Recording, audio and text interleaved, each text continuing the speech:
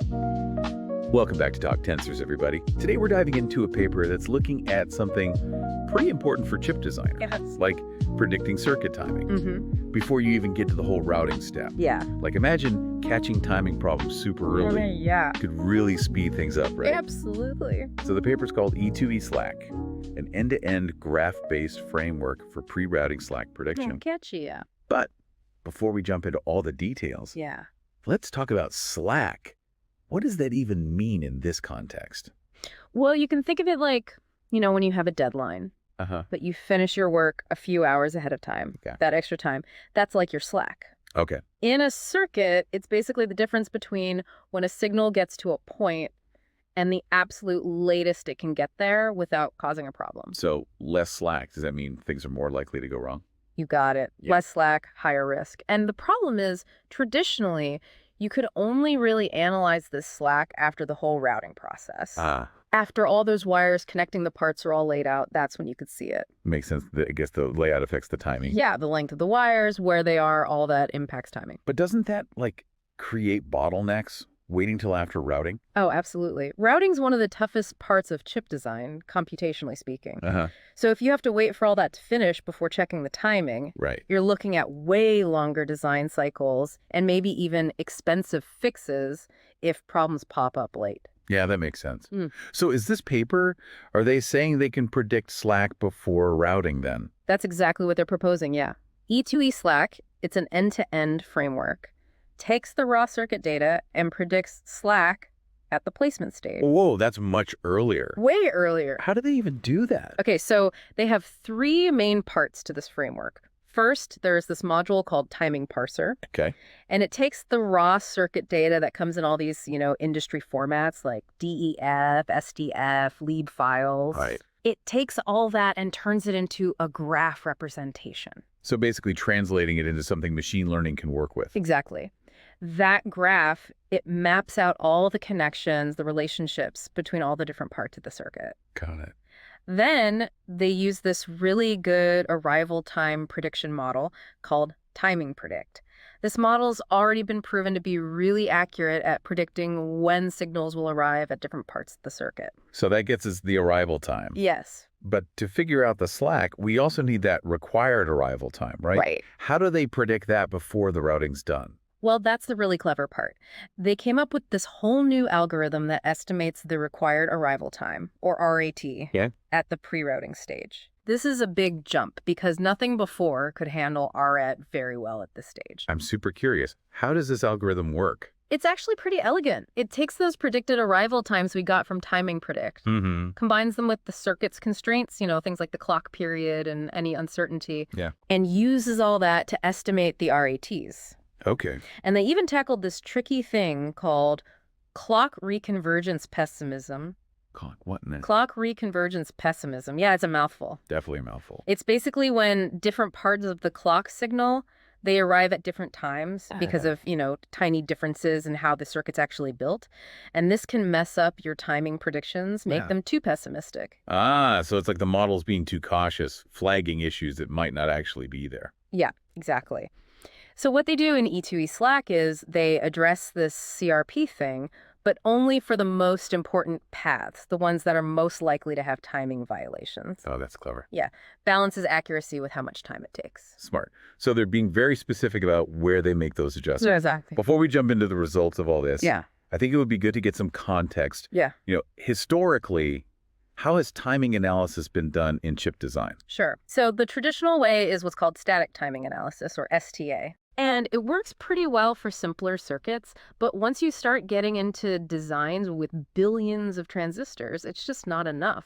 What kind of problems do you run into? Well, STA can be, like we said before, overly pessimistic, leads to something called over-design. Over-design. Yeah, designers end up adding extra stuff to the circuit, like extra circuits or buffering, to fix problems that might not even exist in reality. Oh, that sounds like it could get messy. It can. And nowadays, we're always trying to make chips smaller, use less power. Right. So this over-design becomes a real issue. That makes sense. So where does this whole shift left idea fit in? I've heard that term thrown around in EA. Shift left is all about moving those analysis and verification steps to earlier in the design process. Catch potential problems early. You avoid those costly fixes later on. Right. And E2ESlack is a perfect example of this trend in action. It's like seeing into the future of your chip before it's even built. Haha. Yeah, exactly. And this is all thanks to, in large part, machine learning and graph neural networks. They can model the complexity of today's chips in ways that the old methods just couldn't. That's really cool. All right, so we've got the context, we understand the problem, we've got a glimpse of the solution. Yeah. Now let's dive into those results and see how it all comes together. Let's do it. All right, so let's get to the good stuff. Yeah. Did E2ESlack actually work?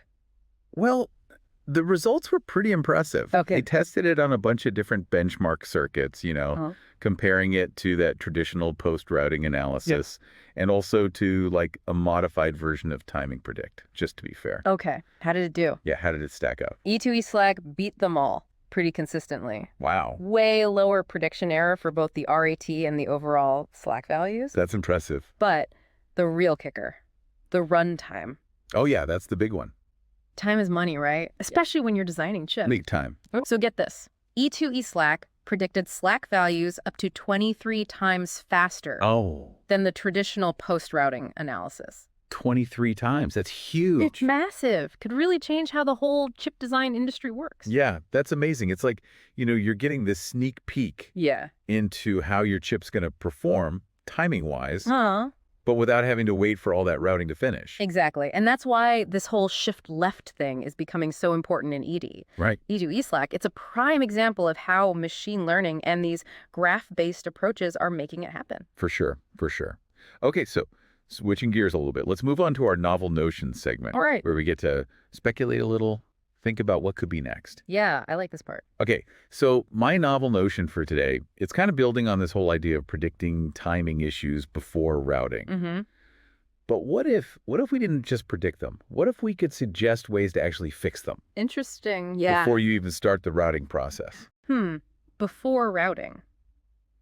We have to remember, though, design stage adjustments, that usually means physical changes to the circuit itself, while DVFS, playing with the voltage and frequency, that happens while the chip's running. Right. So how would we, translate that to the design phase? You're right. I was thinking more along the lines of using E2ESlack's predictions to make smarter choices early on. Okay, I see. Like imagine if the model says, hey, there's a high chance of a timing problem right here. Yeah. Couldn't we use that to guide how we place components, maybe even choose completely different components? I get it, yeah. So it's not about suggesting specific fixes. It's about using E2ESlack to make better decisions from the get-go. Exactly. It's like having, like a co-pilot helping you design the circuit, steering you away from those timing issues before they even become a problem. That's a cool way to think about it. Yeah.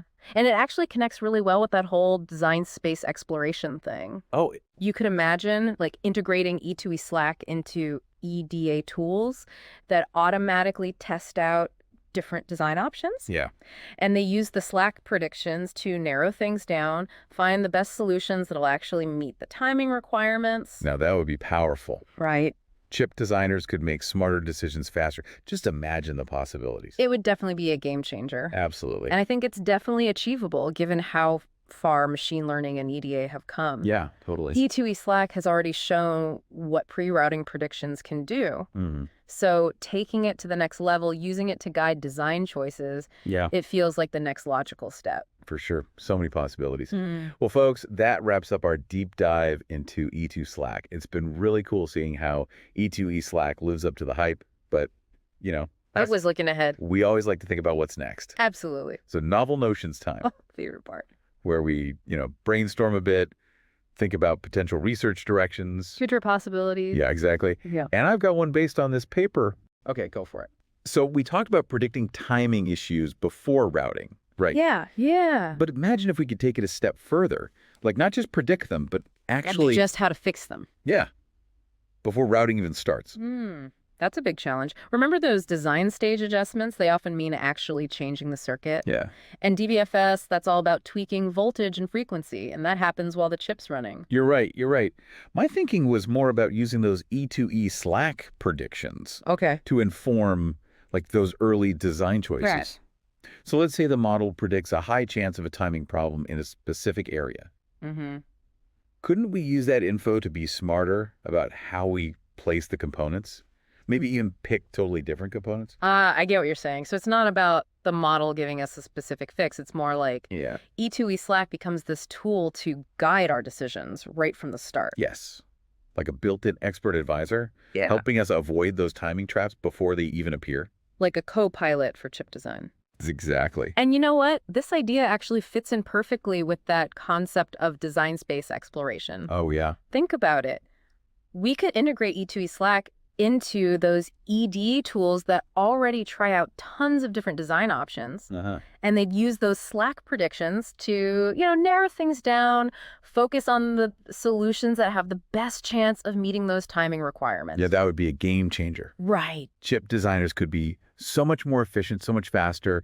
The possibilities are endless. I think it's definitely possible, especially with how advanced machine learning and EDA have become. Absolutely. E2ESlack has already proven how powerful these pre-routing predictions can be. For sure. Taking it to that next level, using it to guide those design decisions, it just makes sense. That's the logical next step. All right, everyone, that's a wrap on our deep dive into E2ESlack. We've talked about their cool new approach to predicting Slack before routing, those impressive results they got. Yeah? And of course, we had to explore some of those exciting possibilities for the future of chip design. Lots of potential there. If you want to learn more, check out the full paper. We'll drop a link in the show notes. Definitely worth a read. And as always, we love to hear your thoughts.